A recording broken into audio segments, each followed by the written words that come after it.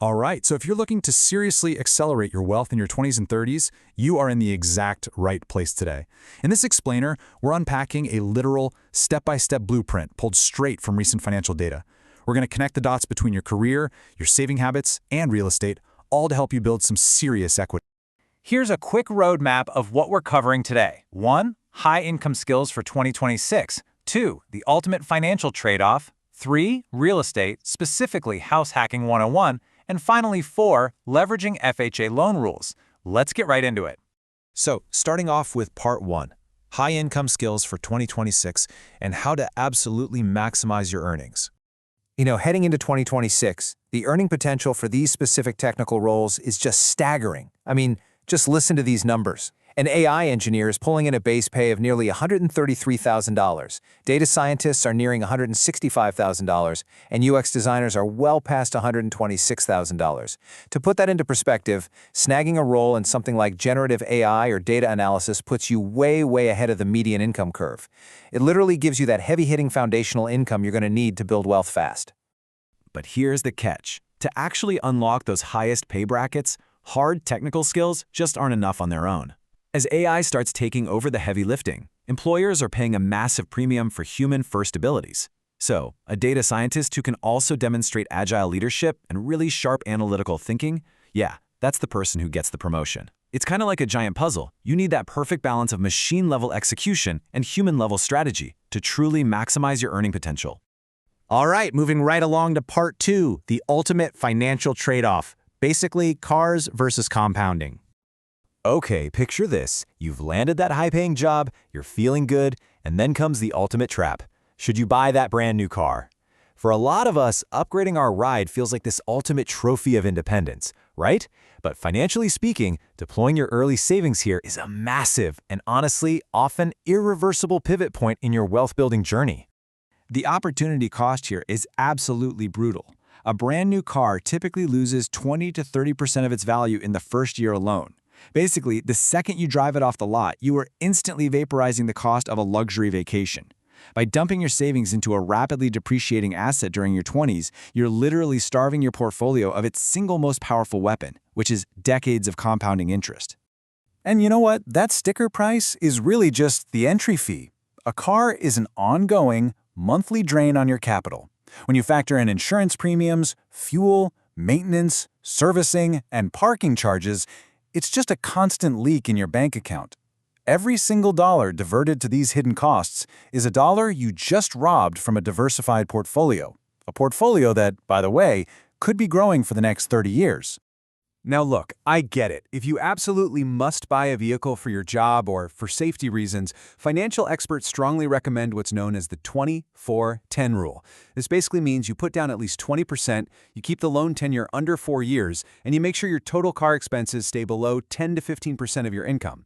Think of it as a financial guardrail so your commute doesn't completely derail your investments. Oh, and before you even think about a lifestyle upgrade, having a 6 to 8 month emergency fund is completely non-negotiable. Seriously, never drain your safety net for a vehicle. If you opt for a reliable, certified pre-owned car, you skip that steep first-year depreciation, you keep your emergency fund intact, and you leave your capital ready for our next big move. Which brings us to part 3, real estate, specifically house hacking 101 and how to build equity fast. So instead of a depreciating car, we're going to take those protected savings and deploy them into something called house hacking.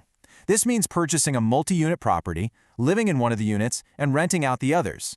Your tenant's rent pays down most or maybe even all of your mortgage. It's essentially a modern spin on the old practice of taking in boarders, and honestly, it is the ultimate game changer for getting into real estate without needing a mountain of upfront capital. Let's just break down the math for a second because it's wild. If you buy a typical single-family home, your out-of-pocket net monthly expense might sit somewhere around $2,400. But if you buy a 2-unit building, your rental income drastically offsets that mortgage, dropping your net expense to, let's say, $1,500. Now scale that up to a 3-unit building, and you could slash your monthly housing costs down to just $400. You are essentially living almost for free while your tenants build your net worth. It's incredible. All right, let's look at how to actually make this happen in part 4. Leveraging FHA loan rules and the mechanics of buying. To pull this off, an FHA loan is basically a first-time buyer's golden ticket. The FHA minimum down payment is just 3.5%. Now, conventional loans did recently lower their multi-unit requirements to 5%, but they typically demand higher interest rates and a really strict 6 months of cash reserves. So that 3.5% FHA threshold is exactly what allows young professionals to get into the real estate game years earlier than they ever thought possible. Now, if you want to go bigger and house hack a 3 or 4 unit property, there is a bit of a catch. It's called the FHA self-sufficiency test, and it's an absolute requirement. You have to take exactly 75% of the projected rental income from the units you plan to rent out and make sure that number exceeds the entire monthly mortgage payment, including any HOA dues. You might be wondering why 75%? Well, the bank basically holds back 25% to account for inevitable things like vacancies and maintenance. But here is the absolute best part about the self-sufficiency test. It actually works in your favor. Lenders use that documented appraised rental income to help you qualify. This projected cash flow drastically increases your purchasing power, which allows you to secure a much larger, more expensive asset than you ever could on just your base salary alone. So it really all comes down to balancing today's convenience with tomorrow's wealth. The blueprint is right there. First, you supersize your income with in-demand technical skills. Then, you fiercely protect that capital by avoiding depreciating traps like brand new cars. And finally, you weaponize those savings using FHA loans to buy multi-unit real estate. That is the whole shebang. As you step back into your own career and your own financial journey, I want you to ask yourself this. When that first major paycheck hits, are you going to buy the illusion of wealth today or the reality of financial freedom tomorrow? The capital allocation choices you make right now are literally going to echo for decades. So are you going to fund a car company's bottom line, or are you going to build your own empire? Think about it. Choose wisely, focus on compounding, and happy wealth building.